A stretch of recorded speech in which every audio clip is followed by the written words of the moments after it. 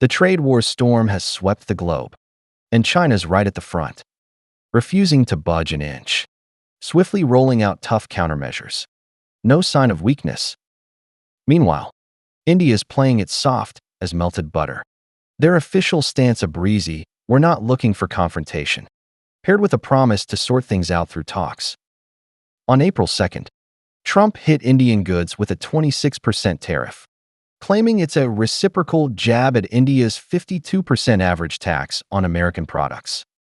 China's out here swinging, but India's just waving an olive branch, with Commerce Minister Piyush Goyal chirping about a once-in-a-lifetime opportunity to cozy up to the U.S. for a trade deal.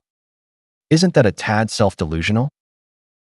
Lately, folks have been messaging me, wondering why I'm not talking about India. Truth is, it's simple. India's been shoved to the sidelines of international news. Barely worth a glance. Trade war, global order reshuffle, whatever. It's the US and China stealing the show, with Europe, Japan, Korea, Southeast Asia, Canada, Mexico, even Brazil, all outshining India by miles. The Bharat Empire's a ghost in the global trade system. No core tech, no vital industries, not even a decent label to slap on it. Bloomberg's numbers peg India's exports to the US at a measly 2% of America's total imports, while China's sitting pretty at 20%. An ant versus an elephant. Who's got time to waste on a bit player? The US-Canada car tariff spats got more juice than this. Now, let's talk Modi's US trip. A cringe fest from start to finish. Last year, he rolled into Washington, all smiles, hoping to charm Trump, only to get zero respect in return. Trump mocked Indian reporters' accents right to his face, dubbed India the tariff king, and handed him a 26% tariff smackdown. Modi just grinned and took it. Not a peep of pushback. Reuters spilled the tea. Trump flat out said, "India's tariffs are through the roof. We need some balance." And Modi could only nod like a bobblehead. No spine to haggle. Why?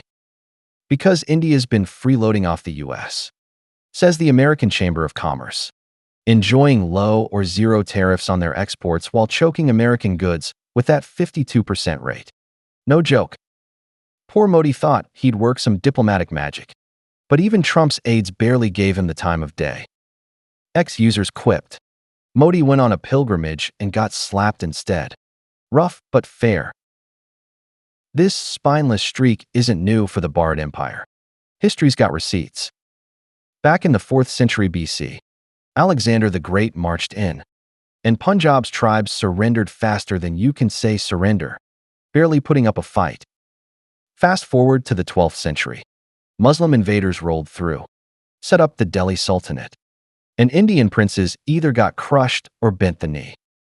By the 17th century, the British East India Company showed up, and Bharat Empire went full doormat, ending up a colony, meekly serving as the jewel in the crown of the British Empire for 2 centuries. Modern history's not much better. Aside from Gandhi's nonviolent nudge, they've got no real backbone to speak of. Around South Asia, they flex on tiny neighbors like Nepal or Sri Lanka. But against China? The 1962 war says it all. A quick collapse, a hasty retreat, and a surrender in record time. Modi's tried to puff up his chest since taking over, but it's all bluster. Fine for bullying Muslims and Sikhs at home. Yet he wouldn't dare squeak at the US. Then there's the China-India mess, which Modi's royally botched. After the 2020 Galwan Valley clash, China's trust in India hit rock bottom, and border tensions still simmer. Even if Modi wants to patch things up now, China's not buying it. Their foreign ministry tossing out a curt, "Trust goes both ways. India needs to step up." But does the Bharat Empire have the guts? Their only lifelines clinging to Uncle Sam, playing Trump's loyal lapdog. Slip up and tick off the US again. They might end up worse off than Canada, which at least has NAFTA to lean on. If India gets sandwiched by US and Chinese sanctions, they're toast. No one's answering their cries. Reuters figures India's export-reliant economy's already shaky. with 2025 fiscal growth forecasts cut to 61%. Another double whammy could tank it below 6%. I haven't touched the Bharat Empire these past couple days. Not because I forgot, but because the news cycle's too packed to care. As a YouTube guy, I chase the heat. Trade wars, Europe's chaos, Southeast Asia's supply chain shuffle. All tastier than India's little dramas. Ribbing India's just a side gig. A fun breather. But when real headlines drop, like Trump picking a new target or China unloading another zinger, I'm not wasting breath on this South Asian pushover. The Bharat Empire can flail all it wants. It's not making waves. Obscurity's its destiny.